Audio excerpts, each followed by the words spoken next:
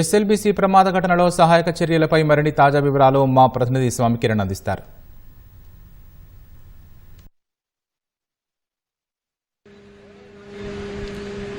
శ్రీశైలం ఎడమగట్టు కాలువ సొరంగ మార్గంలో చిక్కుకున్నటువంటి 8 మందిని రక్షించడానికి ప్రస్తుతం సహాయ చర్యలు విస్తృతంగా కొనసాగుతున్నాయి. నిన్న రాత్రికే చేరుకున్నటువంటి ఎన్డీఆర్ఎఫ్ దళాలు ఇక్కడ చిక్కుకున్న వారిని బయటికి తీసేందుకు అవసరమైనటువంటి సహాయక చర్యలను ముమ్మరం చేశారు. నిన్న రాత్రి నుంచి మొత్తం ఈ సహాయ చర్యలు అన్నీ కూడా కొనసాగుతున్నాయి. మొత్తం 4 టీంలు వచ్చాయి ఎన్డీఆర్ఎఫ్కు సంబంధించి. సుమారు 150 మంది వరకు ఎన్డీఆర్ఎఫ్ వాళ్ళు ఇక్కడికి రావడం జరిగింది. మొత్తం అంటే 3 టీంలేమో విజయవాడ నుంచి వచ్చాయి, ఒక టీం హైదరాబాద్ నుంచి వచ్చింది. నిన్న రాత్రి ఈ టీంలకు సంబంధించినటువంటి నాయకత్వం వహించేటువంటి కమాండర్లు ఆఫీసర్లు లోపలికి వెళ్ళి రావడం జరిగింది సొరంగ మార్గం లోపలికి. ఈ సొరంగ మార్గం లోపలికి వెళ్ళినప్పుడు లోపల పరిస్థితిని కూడా వాళ్ళు వివరించి చెప్పడం జరిగింది. ఇక్కడ సుమారు 14 కిలోమీటర్ల మైలురాయి వద్ద మనకు ఈ ప్రమాదం అనేది జరిగింది. అయితే సుమారు 11 కిలోమీటర్ల వరకు వీళ్ళంతా కూడా అంటే కాలినడకన మనకు వెళ్ళడం జరిగింది. అయితే ఈ కాలినడకన వెళ్ళిన తర్వాత 11 కిలోమీటర్ల తర్వాత మొత్తం నీరంతా కూడా నిలిచిపోయి ఉన్నటువంటి పరిస్థితి ఉంది.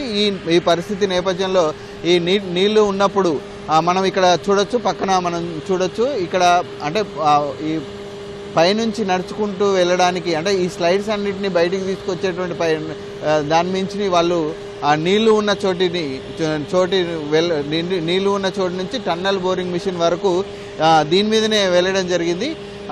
పైనుంచి నడుచుకుంటూ వెళ్ళడం జరిగింది. తర్వాత అక్కడ అంటే 14 కిలోమీటర్ల తర్వాత టన్నల్ బోరింగ్ వరకు కూడా వాళ్ళు చేరుకోవడం జరిగింది. ఆ లోపల టన్నల్ బోరింగ్ మిషన్ యొక్క భాగం కూడా మొత్తం పూర్తిగా దెబ్బతిని ఉందని చెప్పేసి లోపలికి తర్వాత టన్నల్ బోరింగ్ మిషన్ కు 2 అంతా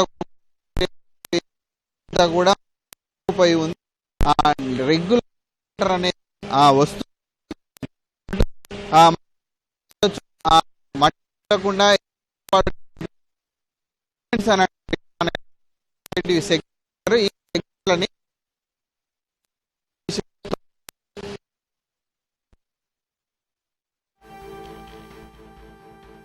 ఈ సెగ్మెంట్లను అరేంజ్ చేస్తారు.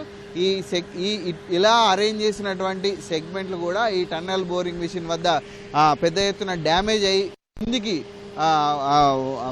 కూరుకుపోయినట్టుగా కూడా వాళ్ళు చెప్తున్నారు.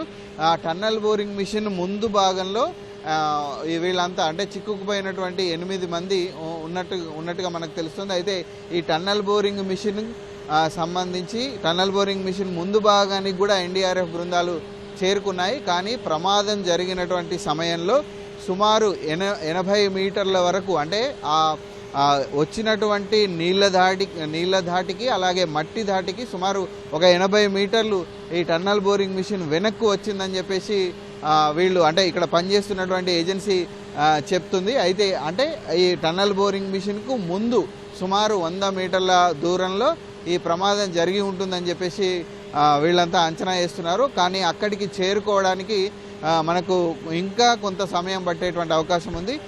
అంటే చిక్కుకున్న వారిని బయటికి తీయాలంటే ముందుగా అక్కడ ఉన్నటువంటి నీటిని డీవాటరింగ్ ఎప్పటికప్పుడు చేస్తూ ఉండాలి. అందుకు అంటే సామర్థ్యానికి మించి అంటే ఇప్పుడు ఇక్కడ సుమారు ఒక 1000 లీటర్లకు సంబంధించి ఎప్పటికప్పుడు ఎత్తిపోయేసేటువంటి సామర్థ్యం ఉండేటువంటి మోటార్లు ఉన్నాయి. కానీ అంతకంటే ఎక్కువ మొత్తంలో వాటర్ వస్తుంది కాబట్టి వాటిని ఎప్పటికప్పుడు ఎత్తిపోవడానికి మోటార్లను ప్రత్యేకంగా తెప్పించడం జరిగింది. దీంతోపాటు మట్టిని కూడా ఎప్పటికప్పుడు తవ్వివేయడానికి వీళ్ళు ప్రయత్నం చేస్తున్నారు. అయితే ఈ మొత్తం అక్కడ అంటే ప్రమాదం జరిగిన ప్రదేశంలో మట్టిని తవ్వడము అలాగే నీటిని తోడివేయడం చేసిన తర్వాత మాత్రమే ఆ టన్నల్ ముందు భాగంలోకి వీళ్ళు చేరుకోవాలని చెప్తున్నారు. అయితే దీనంతటికీ కూడా ఎంత సమయం అవుతుందనేది చెప్పలేకపోతున్నారు. టీం మొత్తం వెళ్ళలేదు. వాళ్ళకి నాయకత్వం వహించేటువంటి వాళ్ళు మాత్రమే లోపలికి వెళ్ళి ఈ 4 టీంలకు సంబంధించినటువంటి ఆఫీసర్లంతా కూడా లోపలికి వెళ్ళి పరిస్థితిని పూర్తిగా అంచనా వేశారు. ఒక టీం తర్వాత ఒక టీం వెళ్తుంది. అంటే అక్కడ ఏంటి పరిస్థితి అనేది అంచనా వేస్తుంది. కొందరు కొంతవరకు మాత్రమే వెళ్తున్నారు, కొందరు ఇంకా ముందుకు వెళ్ళడానికి ప్రయత్నం చేస్తున్నారు. ఈ విధంగా ప్రస్తుతానికైతే సహాయ చర్యలు కొనసాగుతున్నాయి. మట్టిని తోడివేసి బయటికి పంపించాలి, అక్కడ కూరుకుపోయినటువంటి నీటిని తోడివేసి బయటికి పంపించాలి. అలాగే మళ్ళోసారి మట్టి కూలకుండా చర్యలు చేపట్టాలి. ఇవన్నీ చేసిన తర్వాత మాత్రమే మనకు లోపల ఏం జరిగింది, వాళ్ళు ఎలా ఉన్నారు అనే విషయం మనకు తెలుస్తుంది. ఇక్కడ ఉన్నటువంటి లోకో ట్రైన్ ఆ ప్రమాద స్థలం వరకు వెళ్ళే పరిస్థితి ఉంటే తప్ప ఆ లోపల ఉన్న వాళ్ళని బయటికి వచ్చేటువంటి అవకాశం మనకు కనిపించట్లేదు. దీనికి ఎంత సమయం పడుతుంది అనేది ప్రస్తుతం ఇక్కడ ఉన్న వాళ్ళు చెప్పలేకపోతున్నారు. ఒక రోజు పట్టొచ్చు, 2 రోజులు పట్టొచ్చు.